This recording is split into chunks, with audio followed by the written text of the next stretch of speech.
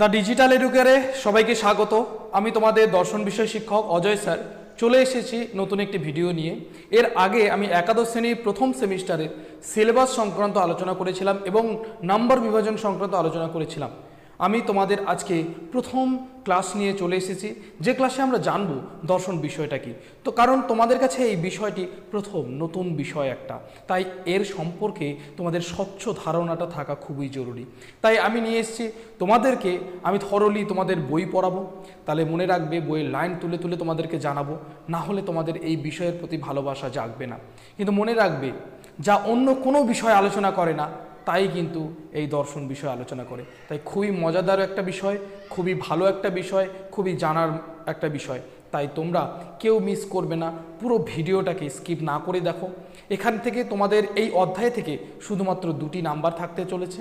এই 2টি নাম্বারের জন্য আমি একদম তোমাদের নিখুঁতভাবে পড়াতে চাই আর নিখুঁতভাবে তোমাদের জানাতে চাই। বইয়ের বাইরে তোমরা মনে রাখবে, বইয়ের বাইরে তোমাদের কোনো প্রশ্ন হবে না। আর যেহেতু স্কুল থেকে প্রশ্ন করবে, তাই অবশ্যই তোমাদের জন্য সহজই হতে চলেছে। ঠিক আছে, তাহলে দেখতে থাকো। তাহলে প্রথমেই আমরা জানবো দর্শন কি। জানার পরে আমরা দর্শন শব্দের অর্থ জানবো, ফিলোসফি শব্দের অর্থ জানবো আজকে। ঠিক আছে, চলো প্রথমেই জানবো দর্শন কি। বলেছে দর্শন বলতে কি বোঝায়, দর্শন কি নিয়ে আলোচনা করে, দর্শন পাঠের লক্ষ্য কি, আমরা দর্শন কেন পড়ব ইত্যাদি। এই সমস্ত প্রশ্ন কিন্তু আমরা যেদিনই একাদশ শ্রেণীতে পদার্পণ করেছি, যখনই দর্শন নামক কোনো বিষয় আমাদের সামনে উপস্থাপিত হয়েছে, এসে দাঁড়িয়েছে, তখনই কিন্তু আমাদের এই যে নানান প্রশ্নের কিন্তু মুখোমুখি হতে হয়েছে। কেন পড়বো আমি, এই দর্শনে কী বা আলোচনা করা হয়, কেনই বা এই দর্শনকে আমার পড়া প্রয়োজনীয়, আমরা এই সমস্ত বিষয়ের প্রশ্ন কিন্তু আমাদের মধ্যে উত্তর খোঁজার চেষ্টা করি। কিন্তু আমরা জানবো ধীরে ধীরে। বলছে প্রকৃতপক্ষে এই ধরনের প্রশ্নগুলির এক কথায় উত্তর দেওয়া সহজসাধ্য নয়। এই যে প্রশ্নগুলো তোমাদের মনে এসেছে, যে প্রশ্নগুলো কিন্তু এক কথায় উত্তর আমি পর্যন্ত বা আরও যারা দর্শন শাস্ত্র নিয়ে পড়াশোনা করে তারাও তোমাদের দিতে পারবে না। কেননা এখন থেকে প্রায় 3000 বছরের বেশি সময় ধরে দর্শন তথা ফিলোসফির চর্চা হওয়া সত্ত্বেও এই শাস্ত্রটির কোনো সার্বজনীন স্বীকৃত বা গ্রহণযোগ্য সংজ্ঞা প্রদান করা সম্ভব হয়নি। এই দর্শন বিষয়টা আজ থেকে 3000 বছরেরও বেশি সময় ধরে আলোচনা চলছে বা চর্চা চলছে এই বিষয়ে। এখনো পর্যন্ত সবার গ্রহণযোগ্য সম্মত কোনো সংজ্ঞা কেউ এখনো পর্যন্ত দিতে পারেনি। অন্যান্য শাস্ত্রের মতো দর্শনের কোনো নির্দিষ্ট আলোচ্য বিষয় নেই। অন্যান্য শাস্ত্র যেমন তোমরা যখন ভূগোল পড়বে, ভূগোলের আলোচনা পৃথিবীকে নিয়ে, ইতিহাসের আলোচনা আমাদের সমস্ত অতীতকে নিয়ে, তারপরে তোমরা জীবন বিজ্ঞান, সেখানে জীবনকে নিয়ে বা জীবকে নিয়ে, তারপরে তোমরা যে কোনো বিষয়ে তোমরা পড়বে, বাংলা বিষয় সাহিত্যকে নিয়ে। কিন্তু দর্শন বিষয়ে কিন্তু নির্দিষ্ট কোনো কি নেই, কোনো আমাদের কিন্তু বিষয় নেই, আলোচ্য বিষয়। এখানে ব্রিটিশ দার্শনিক বার্টন রাসেল এ প্রসঙ্গে, এই সংজ্ঞা প্রসঙ্গে একটা গুরুত্বপূর্ণ মন্তব্য করেছেন। তিনি বলেছেন যে কলেজ ও বিশ্ববিদ্যালয়ে দর্শন বিভাগের শ্রেণীকক্ষে যা পড়ানো হয় তাই দর্শন। কি বলেছেন উনি? বলেছেন যে যেহেতু সর্বজন স্বীকৃত কোনো সংজ্ঞা দেওয়া যাচ্ছে না, উনি ওনার মতো করে একটা সংজ্ঞা দিয়েছেন যে কলেজ আর বিশ্ববিদ্যালয়ের দর্শন বিভাগের শ্রেণীকক্ষে যে বিষয়টা পড়ানো হয়, যা পড়ানো হয় তাই হচ্ছে দর্শন। দেশ ও কালো ভেদে বিভিন্ন দার্শনিক বিভিন্ন দৃষ্টিকোণ থেকে দর্শনের সংজ্ঞা দিয়েছেন। দেশ কাল স্থান কাল ভেদে, স্থান আর সময় ভেদে কিন্তু বিভিন্ন দার্শনিক কী করেছে, বিভিন্নভাবে দর্শনের সংজ্ঞা দিয়েছেন। এই কারণে তাদের প্রদত্ত সংজ্ঞার কোনো সর্বজনীনতা পরিলক্ষিত হয়নি। তাই যেহেতু সময় ভেদে কাল ভেদে বিভিন্ন দার্শনিক কী করেছে, নিজের মতো ভাবে দর্শনের সংজ্ঞা দিয়েছেন, তাই কোনোটাই কিন্তু সর্বজন স্বীকৃত বা সর্বজন গৃহীত হয়নি। কাজেই দর্শন তথা ফিলোসফি শব্দের ব্যুৎপত্তিগত অর্থ বিশ্লেষণের মাধ্যমে আমরা উক্ত প্রশ্নগুলির উত্তর খোঁজার চেষ্টা করব। তাই আমরা কি করব, এই দর্শন শব্দের কথা, এই যে দর্শন শব্দের আর হচ্ছে ফিলোসফি শব্দের ব্যুৎপত্তিগত অর্থ খুঁজে, ব্যুৎপত্তিগত অর্থ আমরা বিশ্লেষণ করে আমরা কি করব, আমরা এই যে প্রশ্নগুলো আমাদের মনে এসছে, যে দর্শন বলতে কি বোঝায়, দর্শন কি নিয়ে আলোচনা করে, দর্শন পাঠের লক্ষ্য কি, আমরা দর্শন কেন পড়ব, এই সমস্ত প্রশ্নের উত্তর খোঁজার চেষ্টা করব। উল্লেখ্য, প্রাচ্য দেশে যাকে দর্শন বলা হয়, এই যে আমাদের দেশে যাকে দর্শন বলা হয়, পাশ্চাত্য দেশে তাকেই ফিলোসফি বলে। তাহলে প্রাচ্য দেশে, আমাদের দেশে যাকে দর্শন বলা হয়, আবার পাশ্চাত্য দেশে বিদেশে তাকে কিন্তু ফিলোসফি বলা হয়। তবে ফিলোসফি ও দর্শন সম্পূর্ণ সমার্থবোধক নয়। এই লাইনটা কিন্তু তোমাদের মাথায় রাখতে হবে যে ফিলোসফি আর দর্শন কিন্তু সমার্থবোধক নয়। ঠিক আছে, তাহলে আমরা পরের পেজে চলে যাই। দেখো কি বলেছে, বলেছে আমাদের সুপ্রাচীন গ্রন্থ ঋগ্বেদের অতীব ধী শক্তি সম্পন্ন ঋষিগণ এই বিশাল বৈচিত্র্যময় জগৎকে দেখে বিস্মিত হয়েছেন। এই যে ঋগ্বেদের যে অতীব একদম প্রচুর জ্ঞানের অধিকারী মুনি ঋষিগণ কি করেছেন, এই জগতের যে বৈচিত্র্য, এই জগৎটা যে এত সুন্দর, বিভিন্ন বস্তু বিভিন্ন জিনিস নিয়ে যে গঠিত, তা দেখে কিন্তু তারা কি হয়েছে, বিস্মিত হয়েছে, অবাক হয়েছেন। তাদের মনে প্রশ্ন জেগেছে, কোথা থেকে এলো এই সৃষ্টি, এই জগৎটা কোথা থেকে এলো, কে সৃষ্টি করলেন এই জগৎ, কেনই বা করলেন, সৃষ্টির আগে কি ছিল, কেউ কি সেই স্রষ্টাকে জানে নাকি জানে না।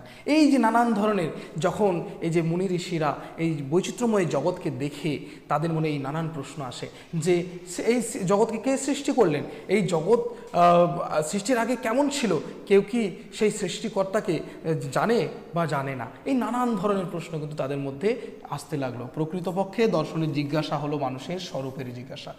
প্রকৃতপক্ষে দর্শনের যে জিজ্ঞাসা, দর্শন যা জিজ্ঞাসা করছে সেটা কিন্তু মানুষের স্বরূপের, মানে নিজের প্রকৃতির জিজ্ঞাসা, জগৎ সৃষ্টির আদি রহস্যের জিজ্ঞাসা, মানব জীবনের পরম লক্ষ্যের জিজ্ঞাসা। আসলে দর্শন যা জিজ্ঞাসা করে তা কিন্তু মানুষের নিজের জিজ্ঞাসা, জগৎ সৃষ্টির আদি রহস্যের আদি একদম পুরনো সেই জিজ্ঞাসা, মানব জীবনের পরম লক্ষ্যের জিজ্ঞাসা। মানব জীবনের পরম লক্ষ্যটা কি, সেটার জিজ্ঞাসা হচ্ছে দর্শনের জিজ্ঞাসা। মানুষ নিজেই তার নিজের সৃষ্টি রহস্যের ব্যাখ্যা চেয়ে প্রশ্ন করেছে, আমি কে। সবচেয়ে বড় প্রশ্ন যে আমি কে, এই প্রশ্নটা কিন্তু একমাত্র যদি করে এই বিষয়ে কিন্তু দর্শন বিষয় করে, যে আমি কে, নিজেকে উপলব্ধি করার বিষয় কিন্তু এই দর্শন। ঠিক আছে, তো মানুষ কি করে নিজের সৃষ্টির রহস্যকে ব্যাখ্যা করার চেষ্টা করে এই দর্শনের মাধ্যমে। তো দর্শনের যে জিজ্ঞাসা সেটা কিন্তু নিজের সৃষ্টি রহস্যের কিন্তু জিজ্ঞাসা, এটা মাথায় রাখতে হবে। ঠিক আছে, তো এই আমির উত্তর আমরা কিন্তু বিজ্ঞানের মধ্যে পাই না। এই যে আমি, বিজ্ঞান যেখানে বিজ্ঞান শেষ সেখান থেকে কিন্তু দর্শনের চিন্তা শুরু। তাহলে দেখো বিজ্ঞানের কিন্তু একটা লিমিটেশন রয়েছে, কিন্তু এই দর্শনের কিন্তু কোনো লিমিটেশন নেই। তাহলে তো এই যে আমি কে, এই প্রশ্নের উত্তর কিন্তু আমাদের সায়েন্স যে বিজ্ঞান, সেই বিজ্ঞানও কিন্তু দিতে পারে না। তাছাড়া মানুষ কি শুধু দেহ ইন্দ্রিয়াদির সমষ্টি মাত্র? এই যে মানুষ আমরা কি শুধুমাত্র এই যে পঞ্চ জ্ঞানেন্দ্রিয় এরই কি সমষ্টি মাত্র, নাকি অন্য কিছু? কিংবা এই দৃশ্যমান জগৎ যথার্থই সত্য কিনা, এই যে জগৎকে আমরা দেখতে পাচ্ছি এই জগৎটা কি সত্য কিনা, এই জগৎ কি সত্য নাকি মিথ্যা? এই জাতীয় বিভিন্ন রহস্যময় প্রশ্নের সমাধানের জন্য দর্শন দেহ ইন্দ্রিয় ও পরিদৃশ্যমান জগতের অতিবর্তী এক অতীন্দ্রিয় পরম সত্তার উপলব্ধির কথা ঘোষণা করেছেন। এই যে দর্শন কি করেছে বলতো, দেহ ইন্দ্রিয় পরিদৃশ্যমান যে জগৎ এর অতিবর্তী, যে জগৎকে আমি দেখতে পাচ্ছি, যে দেহকে আমি দেখতে পাচ্ছি, যে ইন্দ্রিয়ের মাধ্যমে এই জগৎকে দেখছি, আমি দেহকে দেখছি, তার অতিবর্তী, তার বাইরে কি রয়েছে, অতীন্দ্রিয় একটা পরম সত্তা রয়েছে। যে অতীন্দ্রিয় কথার মানে ইন্দ্রিয়ের অতীত, অতীন্দ্রিয় কথার মানে কি থাকলো তাহলে, ইন্দ্রিয়ের অতীত কোনো জগৎ বা কোনো উপলব্ধির কোনো কথা কি করেছে, ঘোষণা করেছে। ঠিক আছে, দেখো ভারতীয় ঋষি ও মুনিগণ জগৎ ও জীবনের এই সত্যকে তাদের সাধনায় উপলব্ধি করেছেন। এই যে ভারতীয় যে মুনি ঋষিগণ তারা কী করছে, জগৎ ও জীবনের যে সত্যটা হচ্ছে পরম সত্য, সেই পরম সত্যকে কিন্তু তাদের উপলব্ধি করেছেন, তাদের সাধনায় উপলব্ধি করেছেন এবং প্রকাশ করেছেন। এই সত্যটাকে ওনারা প্রকাশ করেছেন। প্রাচীন ঋষিগণের এই সাধনালব্ধ সত্য উপলব্ধির উপর নির্ভর করে বিভিন্ন দার্শনিক সম্প্রদায়ের সৃষ্টি হয়েছে। এই যে প্রাচীন ঋষিগণের যে সাধনালব্ধ যে সত্য, সেই সত্যের উপর নির্ভর করেই কিন্তু বিভিন্ন দার্শনিক কী করেছে, তাদের সম্প্রদায়ের সৃষ্টি হয়েছে, বিভিন্ন দার্শনিক সম্প্রদায় গড়ে উঠেছে। আমরা এরপরে জানবো যে ভারতীয় দার্শনিক সম্প্রদায়, অনেকগুলো ভারতীয় দার্শনিক সম্প্রদায় রয়েছে, সেগুলো এক এক করে জানবো।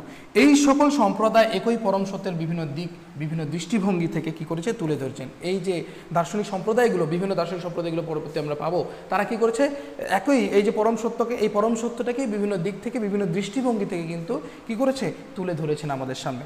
তাই দর্শন হলো জগৎ ও জীবনের চরম ও পরম উপলব্ধি। তাহলে দর্শনটা কি, আমরা যদি এক কথায় আমাদের বলতে হয়, তাহলে দর্শন হলো যে জীবনের, জগৎ ও জীবনের চরম ও পরম কি উপলব্ধি। কাজেই বলা যায় দর্শন সামগ্রিকভাবে জগৎ ও জীবনের যথার্থ স্বরূপ ও প্রকৃতি নিয়ে আলোচনা করে। তাহলে দর্শন কি নিয়ে আলোচনা করে, যে আমরা যে প্রশ্নটা করেছি, দর্শন কি, দর্শন হলো এই জগৎ ও জীবনের চরম ও পরম উপলব্ধি। জগৎ আর জীবনটাকে যেন আমি উপলব্ধি করতে পারছি, সেটাই হচ্ছে দর্শন। আর দর্শন কি করে? দর্শন সামগ্রিকভাবে জগৎ ও জীবনের যথার্থ স্বরূপ ও প্রকৃতি নিয়ে আলোচনা করে। যথার্থ মানে সঠিক স্বরূপ এবং প্রকৃতি নিয়ে আলোচনা করবে কে? এই দর্শন। মনে থাকবে তোমাদের? আশা করি বুঝতে পারছো। বুঝতে না পারলে তোমরা অবশ্যই কমেন্টে জানাবে, কারণ তোমাদের কাছে এই বিষয়টা একদমই নতুন, তাই ভালো করে তোমাদের জানতে হবে। এবারে আমরা যেটা জানবো, এই দর্শন শব্দটার অর্থটা কি, এই দর্শন শব্দের অর্থটা কি সেটা আমরা খুব ভালোভাবে জানবো। দেখো, পাশ্চাত্য দেশে যে শাস্ত্রটিকে ফিলসফি আখ্যা দেওয়া হয়, ভারতবর্ষে সেই ফিলসফি শব্দের প্রতিশব্দ হিসেবে দর্শন শব্দটি ব্যবহার করা হয়েছে। কখনোই তাই তোমরা যখন এই ফিলসফি বিষয়টা পড়ছো তখন মনে রাখবে যে ফিলসফি হচ্ছে একটা পাশ্চাত্য শব্দ, যার বাংলা প্রতিশব্দ হচ্ছে কি বলতো, আমাদের ভারতবর্ষে তার প্রতিশব্দ হিসেবে ব্যবহার করা কোন শব্দটাকে?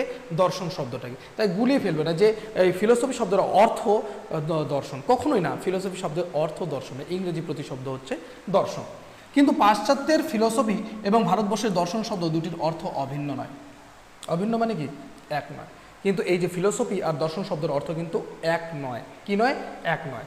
ব্যুৎপত্তিগত দিক থেকে ফিলসফি শব্দের অর্থ হলো জ্ঞানের প্রতি অনুরাগ। তাহলে ফিলসফি শব্দের অর্থ কি? জ্ঞানের প্রতি অনুরাগ। এটা এই লাইনগুলো তুলে তুলে কিন্তু তোমাদের প্রশ্ন হতে চলেছে, কারণ তোমাদের 9 ধরনের এমসিকিউ হবে। আমি এরপরে এই চ্যাপ্টারের শেষেই কিন্তু তোমাদের প্রশ্ন নিয়ে আলোচনা করব। আর দর্শন শব্দের অর্থ করা হয়েছে আত্মদর্শন বা সত্য দর্শন বা তত্ত্ব দর্শন। খুব ভালোভাবে মাথায় রাখবে তিনটে শব্দই, যে দর্শন শব্দের অর্থ কি? আত্মদর্শন, নিজের উপলব্ধি, সত্য দর্শন সত্যের উপলব্ধি, বা তত্ত্ব দর্শন তত্ত্বের উপলব্ধি। ঠিক আছে। সংস্কৃত দৃশ ধাতুর সঙ্গে অনট প্রত্যয় যোগে। তাহলে সংস্কৃত কোন ধাতুর সঙ্গে? দৃশ ধাতুর সঙ্গে অনট প্রত্যয় যোগ করে কিন্তু দর্শন শব্দটির উৎপত্তি হয়েছে। তোমাদের কিন্তু এটা প্রশ্ন আসতে পারে যে দর্শন শব্দের উৎপত্তি কোথা থেকে হয়েছে, কোন ধাতুর থেকে? দৃশ ধাতুর থেকে। তাহলে আমরা বলতে পারি দৃশ যোগ অনট সমান সমান কি? দর্শন। তোমাদের কিন্তু এই লাইন তুলে প্রশ্ন হবে। তাহলে দৃশ ধাতুর দুটি অর্থ হতে পারে। দৃশ ধাতুর কয়টি অর্থ হতে পারে? দুটি। একটা হচ্ছে সংকীর্ণ অর্থ বা সাধারণ অর্থ, বা ধাতুগত অর্থ, একটা এটা। আর এই ধাতুগত অর্থে, এই অর্থে দর্শন বলতে কি বোঝায় জানো? দেখা বা চাক্ষুষ প্রত্যক্ষ করা। তাহলে সংকীর্ণ অর্থে বা সাধারণ অর্থে বা ধাতুগত অর্থে দর্শন বলতে কি বোঝায় জানো? দেখাকে বোঝায়। দর্শন কথাটার অর্থ, যেমন আমরা চক্ষু ইন্দ্রিয় দ্বারা দেখি এই দেখাকে, তাহলে চক্ষু ইন্দ্রিয়কে কি বলি আমরা? দর্শন ইন্দ্রিয় বলি, কারণ দর্শন ইন্দ্রিয়ের কাজ হচ্ছে দেখা। তো সেক্ষেত্রে যে সাধারণ অর্থে দর্শন বলতে বোঝায় দৃশ ধাতুর যে অর্থ, সেটা হচ্ছে কি বলতো? দেখাকে বোঝায়। কিকে বোঝায়? দেখাকে। আর ব্যাপক অর্থে বা পারিভাষিক অর্থে এই লাইনগুলো তুলে তুলে তোমাদের প্রশ্ন হবে। দৃশ ধাতুর অর্থ দেখানো বা দেখতে সাহায্য করা বা উপলব্ধি করা। আর পারিভাষিক ব্যাপক অর্থে হচ্ছে কি বলো? দেখানো বা দেখতে সাহায্য করা। সেটাই হচ্ছে দৃশ ধাতুর অর্থ। ভারতীয় দর্শনে দৃশ শব্দের পারিভাষিক অর্থ গ্রহণ করে দর্শন শব্দের অর্থ করা হয়েছে সত্য দর্শন বা আত্মদর্শন বা আত্মাকে উপলব্ধি করা। এই পারিভাষিক অর্থকে গ্রহণ করে দর্শন শব্দের অর্থ কি করা হয়েছে জানো? সত্য দর্শন বা আত্মদর্শন বা আত্মাকে উপলব্ধি করা। এটা কিন্তু ব্যাপক অর্থে কিন্তু গ্রহণ করা হয়েছে দর্শন শব্দের অর্থ। অর্থাৎ দর্শন হলো সত্যের সাক্ষাৎ উপলব্ধি। তাহলে দর্শনটা কি? দর্শন হলো সত্যের সাক্ষাৎ উপলব্ধি। দেখো, ডাইরেক্ট ভিশন অফ ট্রুথ, সত্যের কি সাক্ষাৎ উপলব্ধিকে বলা হয় দর্শন। এই কথাটা তোমাদের মাথায় রাখতে হবে। সুতরাং ভারতীয় মতে যিনি সত্যকে বা তত্ত্বকে জেনেছেন, এই ভারতীয় মতে যিনি কি করেছেন? সত্যকে জেনেছেন বা উপলব্ধি করেছেন, তত্ত্বকে জেনেছেন, জগৎ ও জীবনের যথার্থ স্বরূপ যার কাছে উদ্ঘাটিত হয়েছে তিনিই হলেন দার্শনিক। এই ভারতীয় মতে আমরা তাকেই দার্শনিক বলবো, যার কাছে, যিনি সত্যকে বা তত্ত্বকে জেনেছেন এবং যার কাছে এই জগৎটার আর জীবনটার স্বরূপ, সঠিক স্বরূপটা, প্রকৃতিটা উদ্ঘাটিত হয়েছে, ওনাকেই বলা হবে কি? দার্শনিক বলা হবে। এই কথাটা কিন্তু তোমাদের মাথায় রাখতে হবে। ঠিক আছে, চলো তাহলে কাকে দার্শনিক বলবো ভারতীয় মতে? যার মধ্যে সত্য আর তত্ত্বটা কি হয়েছে, যিনি জেনেছেন এবং এই জগৎ আর জীবনের স্বরূপটাকে যিনি উদ্ঘাটিত করেছেন নিজের মধ্যে, তা ওনাকেই কিন্তু দার্শনিক বলা হবে। তাহলে এখান থেকে তোমাদের প্রশ্ন হতে পারে যে দর্শন শব্দের অর্থ কি? দর্শন শব্দের অর্থ সত্য দর্শন বা আত্মদর্শন বা আত্মাকে উপলব্ধি, অর্থাৎ সত্যের সাক্ষাৎ উপলব্ধি। এটা কিন্তু মাথায় রাখতে হবে। ঠিক আছে, চলো এবারে প্রশ্ন হচ্ছে, এখানে যে সত্যের কথা বলা হলো, যে সত্যটাকে উপলব্ধি করার কথা বলা হলো, সে সত্যটা কোন সত্য সেটাকে আমরা জেনে নেব। এখানে যে মূল তত্ত্বের সাহায্যে জগৎ ও জীবনের সব কিছুর রহস্যভেদ করা যায়, সমস্ত মূল্যের অন্তর্নিহিত অর্থ উপলব্ধি হয়, যাকে জানলে সব কিছু জানা হয়ে যায়, তাই হলো সত্য। তাহলে সত্য হলো সেই সত্যের কথা বলা হয়েছে এখানে, যে সত্যটাকে জানলে আর অন্য কিছু জানার প্রয়োজন হয় না, সব কিছুকে জানা হয়ে যায়, তাকে বলা হয় সত্য। যেমন আমরা আদালতে, তোমাদের একটা উদাহরণ দিয়ে বোঝাচ্ছি, যে যখন আদালতে কোনো একটা কেস চলে, যখন দুজন উকিলের মধ্যে যখন আলোচনা হয়, যখন অপরাধী সঠিকভাবে প্রমাণিত হয়, তারপরে কিন্তু আর যখন আসল সত্যটা উদ্ঘাটিত হয়, তখন কিন্তু আর বাকি কিছু জানার প্রয়োজন হয় না। তেমনি এই সত্যটা হচ্ছে সেই সত্য, যে সত্যটা জানার পরে জীবনের জগৎ আর জীবন সম্পর্কে এমন সত্য, যে সত্যটা জানার ফলে আর কোনো কিছু জানার প্রয়োজন হয় না, এটা হচ্ছে সেই সত্য। এই অর্থে আত্মাই সত্য। তাহলে এখানে যে সত্যের কথা বলেছে সেটা হচ্ছে আত্মা। আত্মাটাই হচ্ছে সেই সত্য, যে সত্যটাকে জানার পরে আর কিন্তু আমার কোনো কিছু জানার প্রয়োজন পড়ে না। কারণ যখন আমি নিজেকে জানবো, নিজের আত্মাকে জানবো, তখন আর আমার অন্য কিছুকে জানার প্রয়োজন হবে না। কারণ আত্মা নিত্য, এই আত্মাটা হচ্ছে নিত্য, আর হচ্ছে শাশ্বত সত্তা, যে সত্তার বিনাশ নেই। তাহলে আমরা কি জানছি, যে এখানে আমরা যে তত্ত্বের সাহায্যে কী করছি, জগৎ আর জীবনের সব কিছু রহস্যভেদ করা যায়, যে তত্ত্বের মাধ্যমে কি জগৎ জীবনের সমস্ত রহস্যকে ভেদ করতে পারবো, যাকে জানলে আর কিছু কি হবে না, অন্য কিছুকে জানারই প্রয়োজন হবে, সেটাই সত্য। আর সত্য বলতে এখানে কাকে বলা হচ্ছে, আত্মাকে। কারণ আত্মা কি, আত্মা হচ্ছে আত্মা নিত্য, আর হচ্ছে শাশ্বত। তাই উপনিষদে একাধিকবার উল্লেখিত হয়েছে আত্মাকে জানো। উপনিষদে আমরা বারবার জানতে পারবো যে আত্মাকে জানো, আত্মানাং বিদ্ধি, আত্মাকে জানার কথা বলা হয়েছে কিন্তু উপনিষদে বারবার। ভারতীয় দর্শন বিশ্বাস করে এই জগতের পশ্চাতে এক পরম চৈতন্যময় সত্তার অস্তিত্ব আছে। এই ভারতীয় দার্শনিকরা বা ভারতীয় দর্শন কি করে জানো, বিশ্বাস করে যে এই জগতের পিছনে, এই জগতের বাইরে আরও একটা চৈতন্যময় সত্তা রয়েছে, অস্তিত্বশীল, যে সত্তা বা তত্ত্বের জ্ঞান হলে জগৎ ও জীবনের প্রকৃত স্বরূপ সম্বন্ধে যথার্থ জ্ঞান লাভ করা যায়। যার জ্ঞান হলে ওই যে সত্তা, পরম চৈতন্যময় যে সত্তা রয়েছে, তাকে জানতে পারলে এই জগৎ ও জীবনের প্রকৃত স্বরূপ সম্বন্ধে কিন্তু আমি যথার্থ জ্ঞান লাভ করতে পারবো। এই সত্যকে উপলব্ধি করাই হলো দর্শন। এই যে সত্যটাকে উপলব্ধি করলে আমি এই জগতের পশ্চাতে যে পরম চৈতন্যময় যে সত্তা রয়েছে, যার অস্তিত্ব রয়েছে, তাকে আমি উপলব্ধি করতে পারবো, তাকে আমি জানতে পারবো, এই সত্যটাকে আমি জানতে পারবো। এই পরম সত্তা আত্মা। এই পরম সত্তা কাকে বলা হচ্ছে, আত্মাকে। যেহেতু জগৎ ও জীবনের অন্তরতম চৈতন্যময় সত্তা, সেহেতু এই সত্তাকে ইন্দ্রিয়ের দ্বারা বা বুদ্ধির দ্বারা জানা যায় না।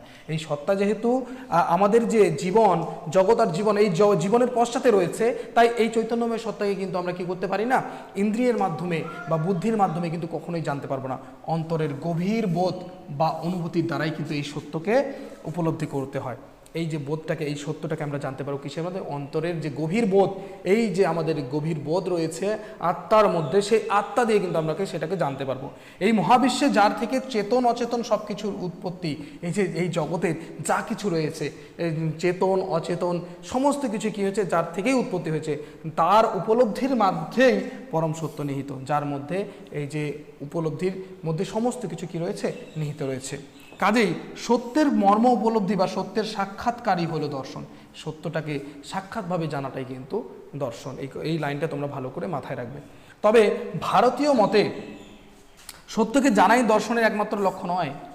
এই ভারতীয় মতে কিন্তু সত্যকে জানাই কিন্তু একমাত্র আমাদের লক্ষ্য হবে না। সে সত্যকে কি করতে হবে, জীবনে প্রতিষ্ঠা করাই হলো ভারতীয় দর্শনের প্রকৃত লক্ষ্য। ভারতীয় দর্শনের প্রকৃত লক্ষ্য কি বলতো, এই সত্যটাকে জানো, যে পরম সত্যটা রয়েছে আমাদের এই জগৎ ও জীবনের পশ্চাতে, সেই সত্যকে জানো, জেনে, শুধুমাত্র জেনে থাকলে হবে না, সেই সত্যকে কি করতে হবে, নিজের মধ্যে উপলব্ধি করতে হবে, নিজেকে প্রতিষ্ঠা করতে হবে, নিজের জীবনে কি করতে হবে, প্রতিষ্ঠা করতে হবে। কাজেই দর্শন বলতে সত্য উপলব্ধি এবং সত্য উপলব্ধির উপায়, এই উভয়কে বোঝায়। তাহলে দর্শন বলতে শুধু সত্যকে উপলব্ধি করা নয়, দর্শন বলতে কি, দর্শন বলতে সেই সত্যটাকে নিজের জীবনে প্রতিষ্ঠিত করাও, আর সেই সত্যকে উপলব্ধির উপায়ও বলা যেতে পারে, যার মাধ্যমে আমি কি করতে পারি, সত্যটাকে জানতে পারি। ঠিক আছে, তারপরে দেখো এবার হচ্ছে কি বলেছে, এই সত্যটাকে আমরা কিভাবে জানতে পারি। বলেছে দর্শন শব্দে তাহলে দুটি অর্থ আসলো, একটা হচ্ছে সত্যের উপলব্ধি আর একটা সত্য উপলব্ধির উপায়। অর্থাৎ দর্শন কেবলমাত্র সত্যের সাক্ষাৎ বা অপরোক্ষ উপলব্ধি নয়। দর্শন শুধুমাত্র ডাইরেক্টলি সত্যের উপলব্ধি নয়, কি করতে? যে পথ অনুসরণ করে এবং যার মাধ্যমে এই সত্য উপলব্ধি বা প্রত্যক্ষ সম্ভব হয় তাকেই দর্শন বলে। আমি কি করতে পারি? শুধু সত্যটাকে উপলব্ধি করতে পারছি, সাক্ষাৎভাবে, এটা নয় দর্শন। আবার দর্শনের মাধ্যমে কি সত্যটাকে উপলব্ধিও করতে পারি। কি করতে পারি? এই দর্শনকে উপায় হিসেবে ব্যবহার করে আমি সত্যটাকে উপলব্ধি করতে পারি। সেই জন্য কি বলা যাচ্ছে, ভারতীয় দর্শনে সকল দার্শনিক সম্প্রদায় কি করেছে? সত্য উপলব্ধির জন্য শ্রবণ, মনন, নিধিধ্যাসন প্রক্রিয়া অবলম্বনের কথা বলেছেন। ভারতীয় দর্শনের বিভিন্ন দার্শনিক সম্প্রদায় কী করেছে? এই যে শ্রবণ, মনন এবং নিধিধ্যাসন, এই তিনটি প্রক্রিয়ার কথা বলেছেন, যাদের মাধ্যমে আমরা সত্যকে জানতে পারি। কি কি? শ্রবণ হচ্ছে কি? ভালো করে মনে রাখবে এগুলো। শ্রবণ শব্দের অর্থ হলো আত্মার যথার্থ স্বরূপ সম্পর্কে শাস্ত্রের উপদেশ শ্রবণ করা।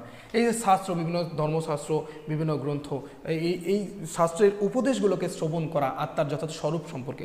আত্মাটা কি, আত্মা আসলেই কি আমরা জানি কি না, সেই আত্মার স্বরূপ সম্পর্কে, প্রকৃতির সম্পর্কে কিন্তু বিভিন্ন শাস্ত্রের উপদেশটাকে শোনা আমাদের কর্ণেন্দ্রের মাধ্যমে। মনন কি? সেই শোনার পরে আমরা কি করব? মনন শব্দের মাধ্যমে, শব্দের অর্থ হলো শাস্ত্রীয় উপদেশ নিজের মনে চিন্তা করা। এই যে শাস্ত্রীয় উপদেশগুলো আমি শুনলাম, সেই শাস্ত্রীয় উপদেশগুলোকে নিজের মনের মধ্যে কি করা? চিন্তা করা। এটাই হচ্ছে কিন্তু মনন। নিধিধ্যাসন কি? শব্দের অর্থ, নিধিধ্যাসন শব্দের অর্থ হলো যে যোগাভ্যাসের দ্বারা আত্মার স্বরূপ ধ্যান করা। আমি কি করব? যখন আমি শাস্ত্রের উপদেশগুলোকে শুনবো, আত্মা সম্পর্কে শোনার পরে আমি সেই উপদেশগুলোকে নিজের মনে চিন্তা করব। চিন্তা করার পরে যোগ অভ্যাসের মাধ্যমে আত্মার স্বরূপটাকে ধ্যান করা, মেডিটেশন করা। আমি নিজের মধ্যে নিজে খোঁজার চেষ্টা করব। কাকে? এই আত্মার স্বরূপটাকে। মনে থাকবে কথাটা? তাহলে শ্রবণ, মনন, নিধিধ্যাসন, এই তিনটা প্রক্রিয়ার মাধ্যমে কিন্তু আমরা আত্মার স্বরূপকে জানতে পারি। ঠিক আছে, চল। তারপরে কি বলেছে? এবারে ফিলোসফি শব্দের অর্থ। আমি বলেছিলাম তোমাদেরকে আজকে এ পর্যন্তই জানাবো। তাহলে ফিলোসফি শব্দের অর্থটা কি? আমরা দর্শন শব্দের অর্থ জানলাম যে সাক্ষাৎ উপলব্ধি বা সাক্ষাৎ সত্যের সাক্ষাৎ উপলব্ধির উপায়, এইভাবে আমরা জেনে আসলাম। যে ফিলোসফি শব্দের অর্থ, ফিলোসফি দর্শন শব্দটির ইংরেজি প্রতিশব্দ কি? ফিলোসফি। তো ফিলোসফি শব্দের বাংলা প্রতিশব্দ হচ্ছে দর্শন, তেমনি দর্শন শব্দের ইংরেজি প্রতিশব্দ হচ্ছে ফিলোসফি। মূলত ফিলোস ও সোফিয়া এই দুটি গ্রিক শব্দের সমন্বয়ে ফিলোসফি শব্দটি গঠিত হয়েছে। তাহলে তোমাদের প্রশ্ন আসতে পারে, কোন দুটি গ্রিক শব্দের সমন্বয়ে এই ফিলোসফি শব্দটা গঠিত হয়েছে? ফিলোস অ্যান্ড সোফিয়া। ফিলোস শব্দের অর্থ অনুরাগ। ফিলোস শব্দের অর্থ কি? অনুরাগ বা লাভ বা ভালোবাসা। এবং সোফিয়া শব্দের অর্থ জ্ঞান বা উইজডম। এখানে তোমরা ফিলোস আর সোফিয়া দুজনকে গার্লফ্রেন্ড বয়ফ্রেন্ড ভাবতে পারো। সেখানে ফিলোস শব্দের অর্থ কি? অনুরাগ বা লাভ, ভালোবাসা, এবং সোফিয়া গার্লফ্রেন্ড, যার মানে হচ্ছে জ্ঞান বা উইজডম। সুতরাং বুৎপত্তিগত দিক থেকে তাহলে ফিলোসফি শব্দের অর্থ কি দাঁড়াচ্ছে? জ্ঞানের প্রতি অনুরাগ। কারণ ফিলোস শব্দের অর্থ হচ্ছে লাভ বা অনুরাগ, আর হচ্ছে সোফিয়া শব্দের অর্থ হচ্ছে জ্ঞান। তাহলে সেক্ষেত্রে ফিলোসফি শব্দটার যে অর্থ দাঁড়াচ্ছে কি বলতো? জ্ঞানের প্রতি অনুরাগ। তাহলে এখানে ফিলোসফি আর দর্শন শব্দের অর্থ কি একই থাকলো? যেখানে আমরা জানছি দর্শন শব্দের অর্থ হচ্ছে সত্যের সাক্ষাৎ উপলব্ধি, আর এখানে আমরা ফিলোসফি শব্দের অর্থ জানছি কি? জ্ঞানের প্রতি অনুরাগ। ভালো করে মাথায় রাখবে। আর এই দৃষ্টিভঙ্গি থেকে যার জ্ঞানের প্রতি অনুরাগ আছে তাকেই দার্শনিক বলা হয়। আমরা ভারতীয় দর্শনের ক্ষেত্রে, ভারতীয় ক্ষেত্রে কি জানলাম? যে ব্যক্তির এই জগৎ ও জীবন সম্পর্কে যথাযথ স্বরূপ যার উদ্ঘাটিত হয়েছে নিজের মধ্যে সত্যকে জানার মাধ্যমে, উনি হচ্ছে দার্শনিক। ঠিক আছে, যথার্থ স্বরূপটা যিনি উদ্ঘাটিত করতে পেরেছেন। আর এখানে কিন্তু কি বলেছে? এই দৃষ্টিভঙ্গিতে কি বলা হয়েছে? জ্ঞানের প্রতি যার অনুরাগ রয়েছে তাকেই বলা হবে কিন্তু কি? দার্শনিক বলা হবে। কি বলা হবে যাকে? যা দার্শনিক বলা যেতে পারে। তাহলে গ্রিস দেশের অন্যতম শ্রেষ্ঠ দার্শনিক সক্রেটিস, এই যে সক্রেটিস নামে যে দার্শনিক, এনার সম্পর্কে আমরা পরে আরও ডিটেলস আলোচনা করব, জানতে পারবো। নিজেকে কি করে, এই অর্থে নিজেকে কি করে ফিলোসফার বা জ্ঞানানুরাগী বলে দাবি করেন। তিনি কিন্তু নিজেকে জ্ঞানের প্রতি অনুরাগী ব্যক্তি বলে কিন্তু কি করেন? দাবি করেন। মনে থাকবে কথাটা? কারণ উনি জ্ঞানের প্রতি অনুরাগী ছিলেন প্রচুর পরিমাণে, সেই কারণের জন্য নিজেকে তিনি দার্শনিক বলে দাবি করেন। উল্লেখ্য, প্রাচীন গ্রিসের সোফিস্ট সম্প্রদায়ের বিভিন্ন মত সক্রেটিস যুক্তি সহকারে খণ্ডন করেন। এই সক্রেটিস নামে যে দার্শনিক, উনি কী করেছেন? সোফিস্ট সম্প্রদায়, তখনকার সোফিস্ট সম্প্রদায়ের কিন্তু অনেক মতকে তিনি যুক্তি সহকারে খণ্ডন করেছেন। এটা অত গুরুত্বপূর্ণ জায়গা নয়, এখান থেকে তোমাদের প্রশ্নও আসবে না। সেজন্য সক্রেটিসকে জ্ঞানী আখ্যা দেওয়ার পর তিনি বলেছিলেন যে তিনি জ্ঞানী এই কারণে যে তিনি তার নিজের অজ্ঞতার পরিধি সম্বন্ধে অবহিত। তিনি বলেছেন যখন এই যে যুক্তি সহকারে তিনি খণ্ডন করেন তাদের বিভিন্ন মত, সোফিস্টদের মতকে, তখন তাকে কিন্তু এই জ্ঞানী বলে আখ্যা দেওয়া হয়েছে। তিনি বলেছেন এই মতের ব্যাখ্যায় তিনি বলেছেন যে আমি জ্ঞানী, তার কারণটা হচ্ছে এটাই যে আমি কি আমার যে অজ্ঞতা, আমার যে অজানা, তার একটা পরিধি আছে, লিমিটেশন আছে। আমাদেরও কিন্তু প্রত্যেকটা ব্যক্তির কিন্তু জানার একটা লিমিটেশন রয়েছে। সেই জানার লিমিটেশন কিন্তু উনি বলেছেন আমি জানি, আমি একদম সঠিকভাবেই জানি যে আমি কতটা জানি বা জানি না। তিনি জ্ঞানের পূজারী, একদম পূজা, ওনার মনের মধ্যে জ্ঞানের প্রতি পূজা রয়েছে। তিনি জ্ঞান ভালোবাসেন, তিনি জ্ঞানকে প্রচণ্ড ভালোবাসেন। এই অর্থেই তিনি কিন্তু ফিলোসফার বা দার্শনিক। তিনি জ্ঞানের প্রতি পূজারী ছিলেন এবং জ্ঞানের প্রতি ওনার অগাধ ভালোবাসা ছিল, যার জন্যই কিন্তু ওনাকে কি বলা হতো, দার্শনিক বলা। তবে পাশ্চাত্য দর্শনের ইতিহাস পাঠে জানা যায় যে প্লেটোর শিষ্য হেরাক্লিটাস পন্টিকাস এর বিবরণ অনুযায়ী পিথাগোরাসকে কিন্তু কি বলা হয়, সর্বপ্রথম ফিলোসফার বা দার্শনিক আখ্যা দেওয়া হয়েছিল। কিন্তু প্লেটোর যে শিষ্য হেরাক্লিটাস পন্টিকাস, ওনার বিবরণ অনুযায়ী পিথাগোরাসকে কিন্তু আমরা কি বলবো, সর্বপ্রথম ফিলোসফার বা দার্শনিক আখ্যা দেওয়া হয়েছিল।